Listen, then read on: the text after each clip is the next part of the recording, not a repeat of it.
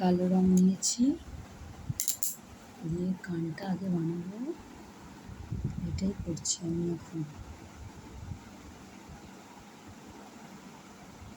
ওর খুব কার্টুন করার শখ, তাই আজকে আমি ওর জন্যে একটা মিকি মিনির পেন্টিং করছি টি শার্টের উপর।